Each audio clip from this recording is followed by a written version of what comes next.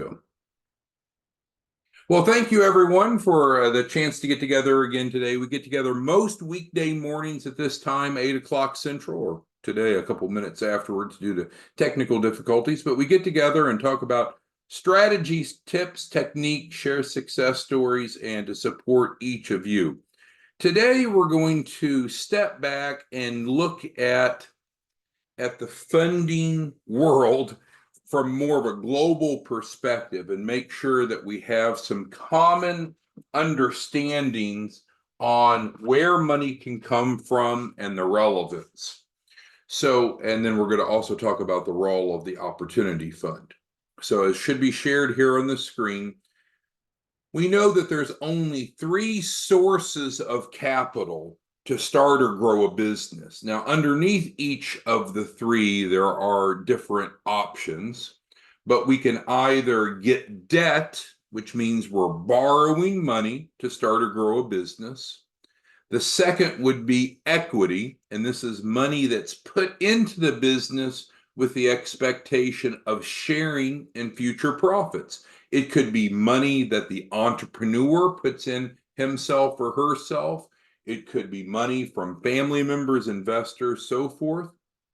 And then we have earned income. Earned income is where the business is generating money and it's reinvesting money back for its growth. So there's only 3 options. Now we can use any combination of these 3.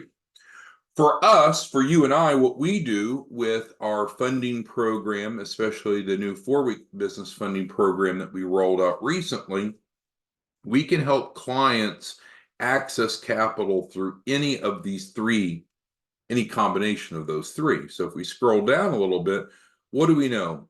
In the first week, we're going to actually help the client write the business plan.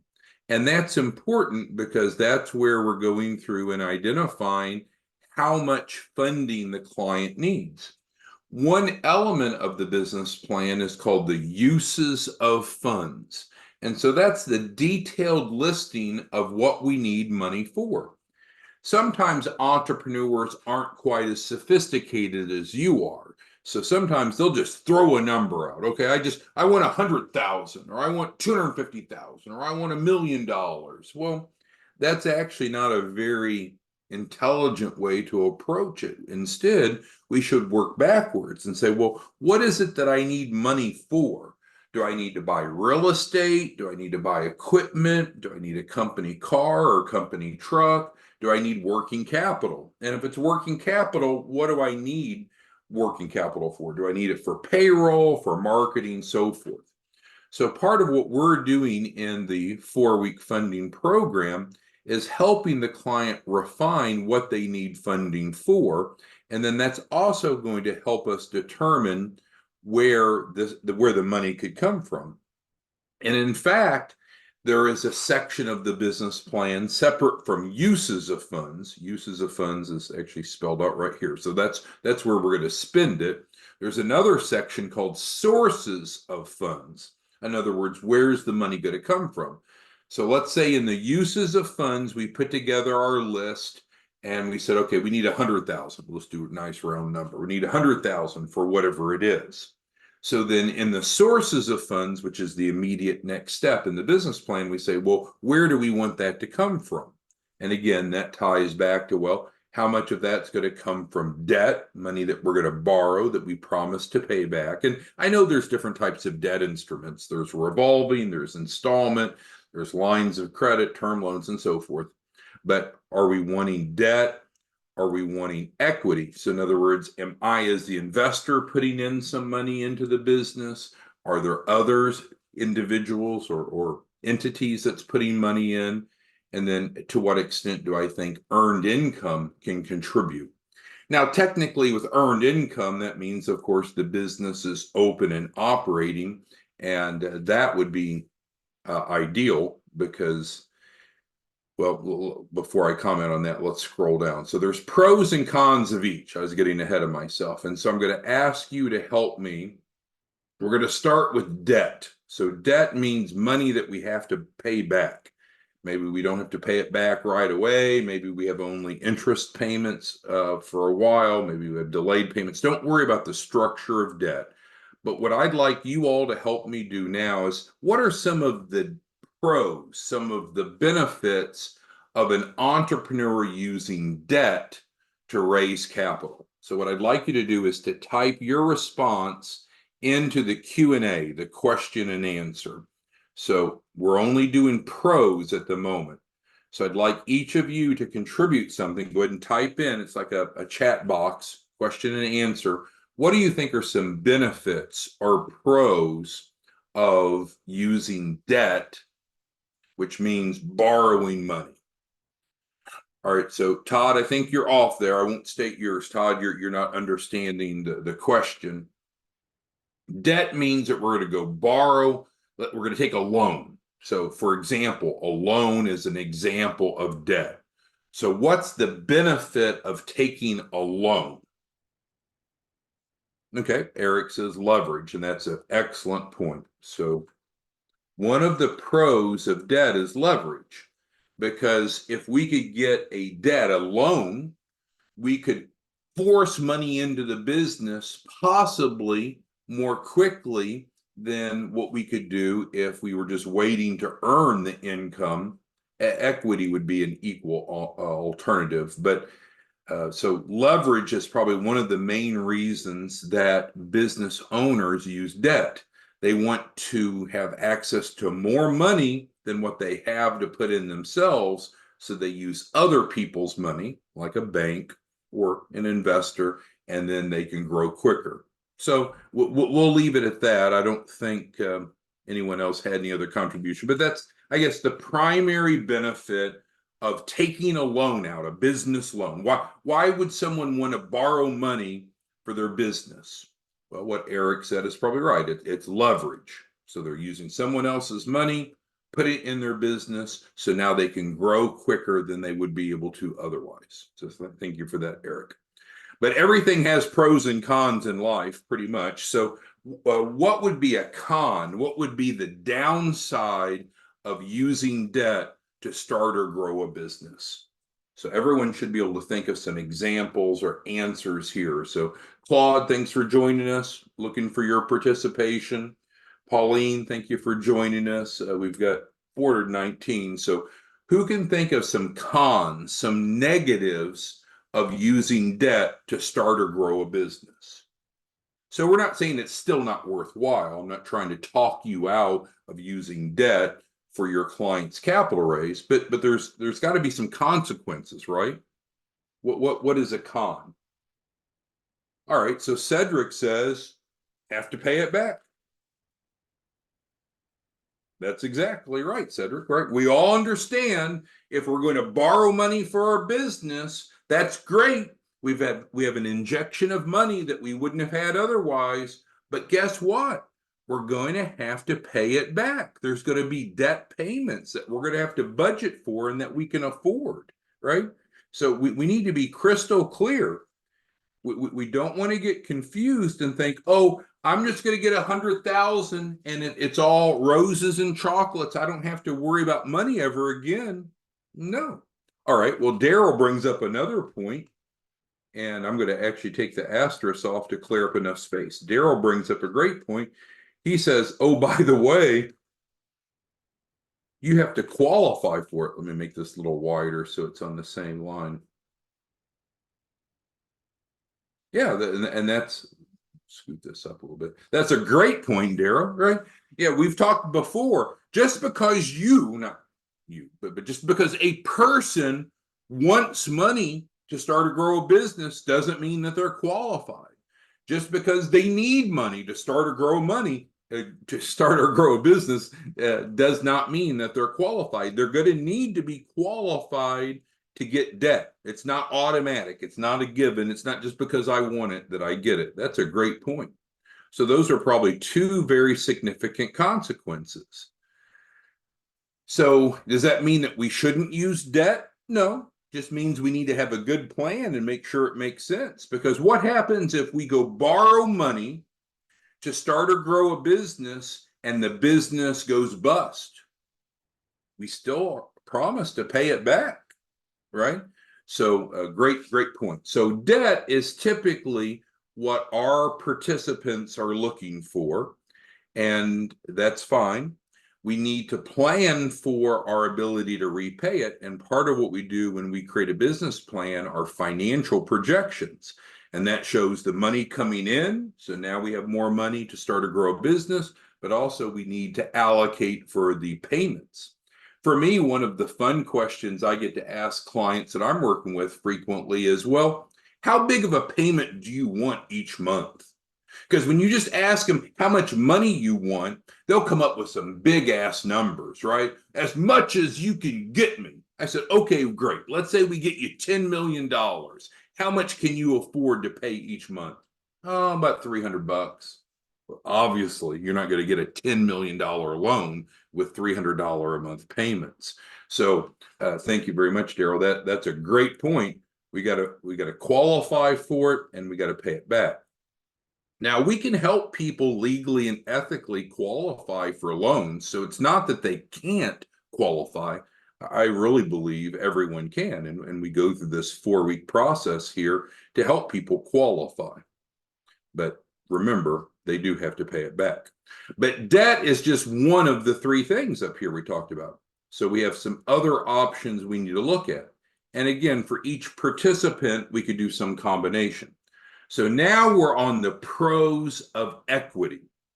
So we're going to define equity as using someone else's money, not just our own. It's normally assumed that each entrepreneur puts some skin in the game. So let's set that aside and dismiss that. But now we're looking at other people's money as equity. And so what's the main difference between equity and debt? Well, let's use an example. So we'll pick Greg. Greg's on the line here. So let's say that Greg has a small business. If he got $100,000 of debt, he's going to have to pay it back. If he got $100,000 of equity, he doesn't have to pay it back.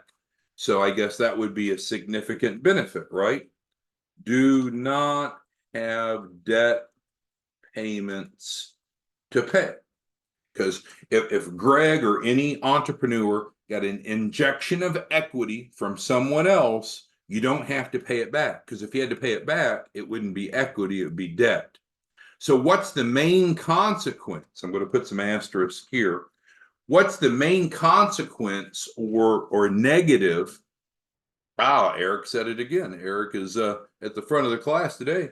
He says it's going to dilute ownership. Because that's what it means, right? Equity means that some investor or investors, singular or plural, come to the entrepreneur, say, here's money. You don't have to pay me back, but I want to share in future profits. And that's really what they want. They don't really want ownership. So really, it dilutes profits. And the way that it dilutes profits is ownership. So let's go back and do a role play. So we've got Celino on the line. So let's say that Celino says, okay, I need $100,000 to start or grow a business. And he doesn't want debt. He doesn't want to have to pay it back. So he's looking for an equity partner. So Celino's going to say, to raise $100,000, this is what I'm willing to give up. Typically, it's as a percentage of ownership.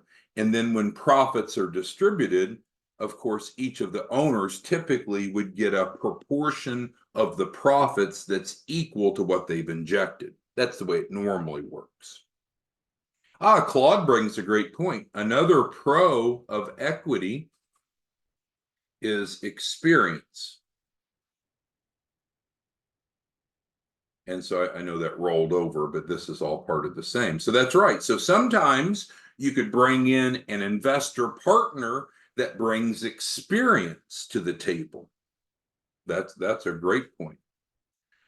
All right. Well, Toyley brings up an incredible point. So let's give her credit for that. She's also mentioning that they could be a credit pledge. Now, this is a bit of an advanced concept, so Toyley understands it. Maybe not everyone else does.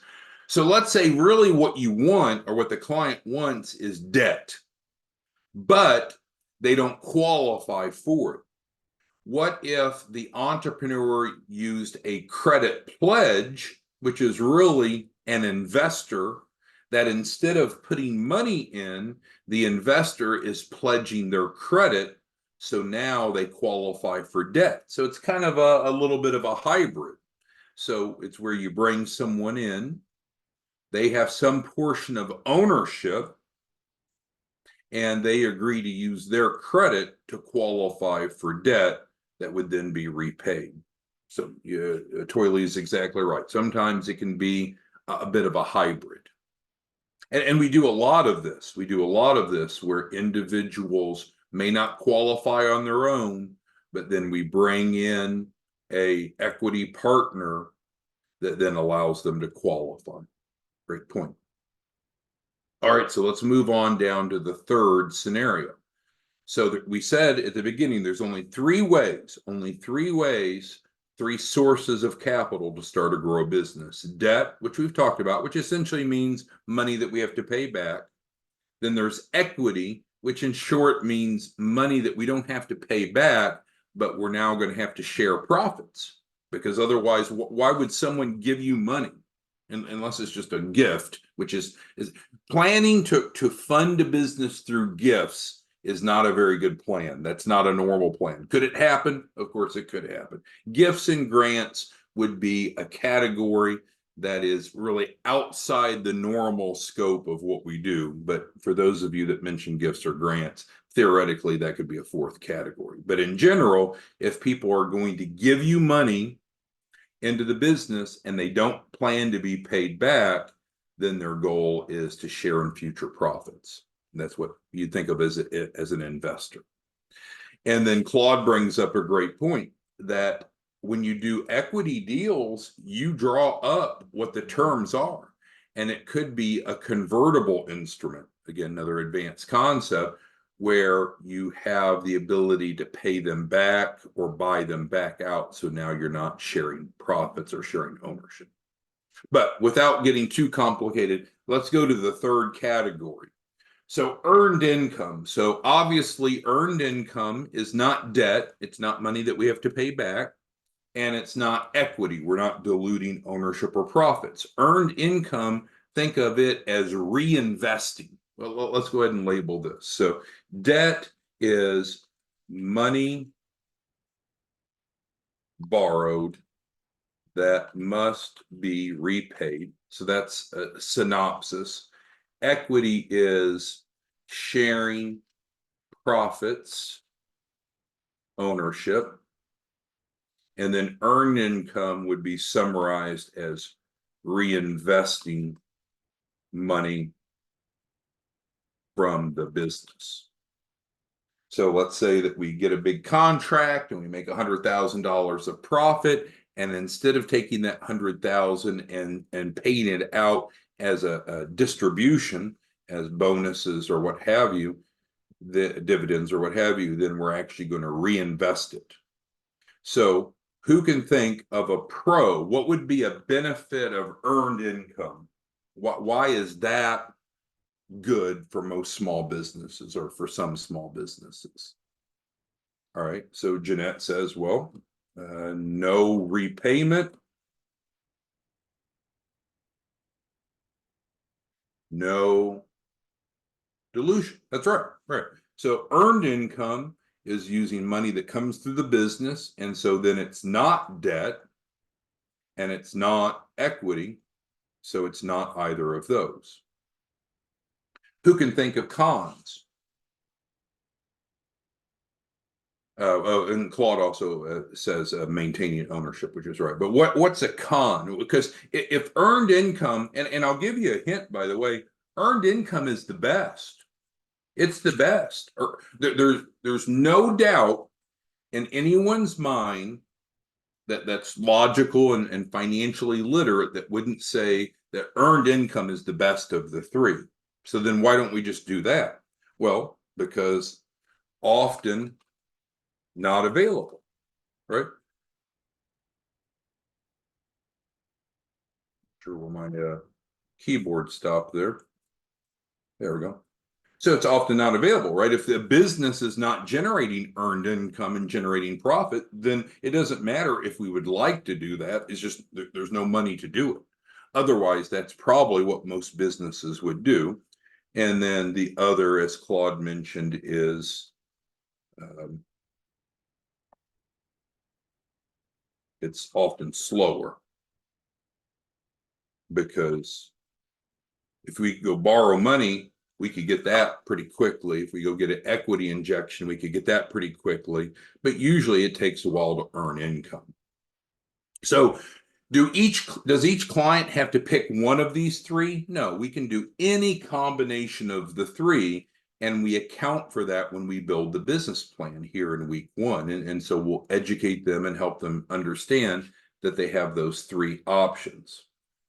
But earned income probably should, whenever possible, at least be part of it.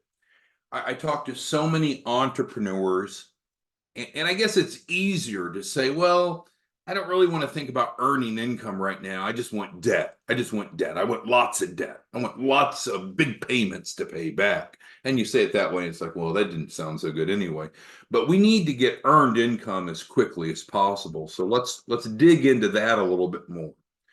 So when we received the grant, we unfolded the concept called the Opportunity Fund. And of course, that's the title of today's topic, even though we're just getting to it 24 minutes into our discussion.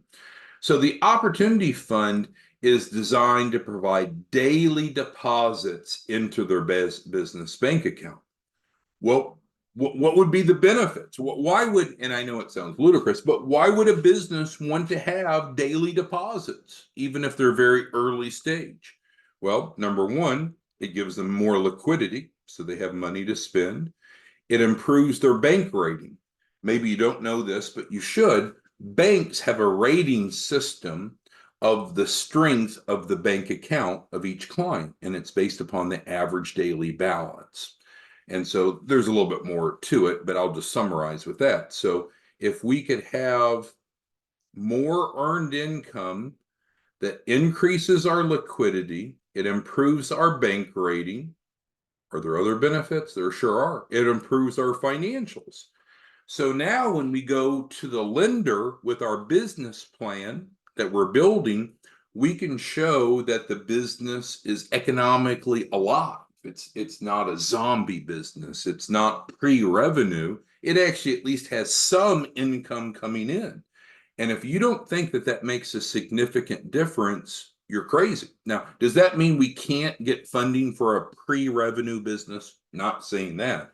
But is it easier? Is it drastically easier to get revenue for a business that has a proof of concept that shows money coming in? Absolutely. And stronger financials helps us with that. And then, as we talked about earlier, earned income provides us working capital, and it doesn't have to be repaid, and it doesn't dilute our ownership. So just our contact information at the bottom. So what am I trying to accomplish today? Number one, I want us all to be familiar with the three sources of capital, and at least at a high level, what the differences are and the pros and cons. So hopefully you accomplish that. Secondly, I want you to understand that every client that comes through the 4-week funding program, we're going to help them build a capital raise plan that will come down and execute once we get through the 4 weeks. We'll capture it in the business plan, and it can build in any combination of these. And then lastly, I want to make sure that you're aware that we offer the Opportunity Fund. I think it's probably almost illogical, if not even irresponsible, for clients to not tap into the Opportunity Fund. Because if we can start putting daily deposits into each client's bank account, there's significant benefits, and it's going to help them better qualify for funding. I think so often we have people that are less financially literate that you and I work with, and they just want to write that off. No, it's a startup business. Of course, I don't have any revenue. So then the question would be, well, what is it that you need to start generating revenue?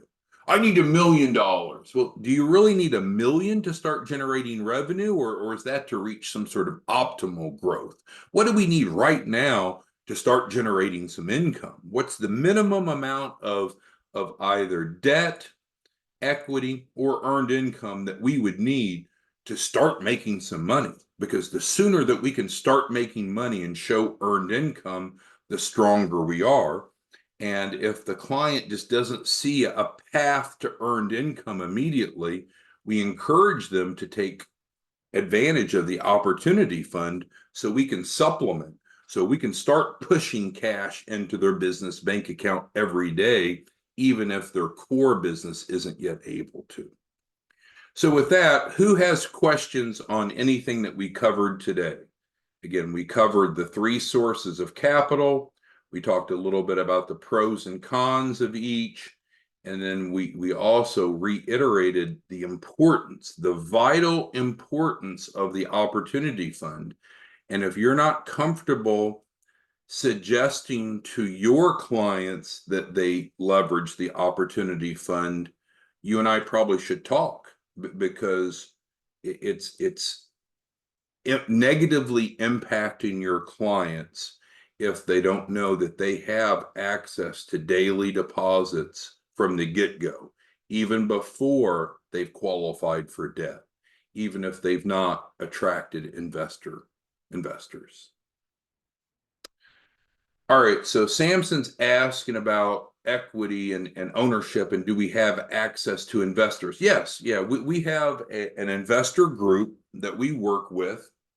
It's a large number of investors, and the investors have different industry interests, different amounts that they're willing to fund, but we have kind of a database that we use so we can match clients to the right type of investor. So I know early in our growth, we needed an injection of money.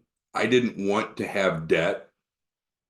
I did qualify for it, but I didn't want to have debt. So I went the equity route, and we raised right about $500,000 to get our organization going in its early days.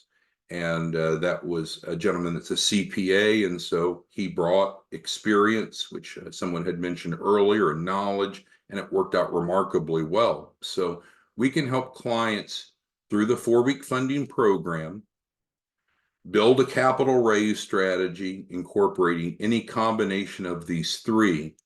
But I really would like your support and encouragement of encouraging all of your clients, all of your referrals, to leverage the opportunity fund. That puts money in their pocket, and it also puts money in your pocket. Anyone have questions on the opportunity fund before we leave today? And of course, if you want to have one-on-ones, you can call us or you can email us. We're happy to visit with you one-on-one. But from a group setting today, any other questions, comments, concerns on this very important topic we've talked about today? Where can money come from to start or grow a business? What are the pros and cons? And please, please, please don't allow your clients to overlook the importance of earned income. And if they don't have the ability to earn income right away, you and I can plug them in. Make sense? All right. If you have any questions, comments, concerns, you have our contact information. Nothing's changed there. And we'll see you back tomorrow morning. Thanks, everyone. Bye-bye.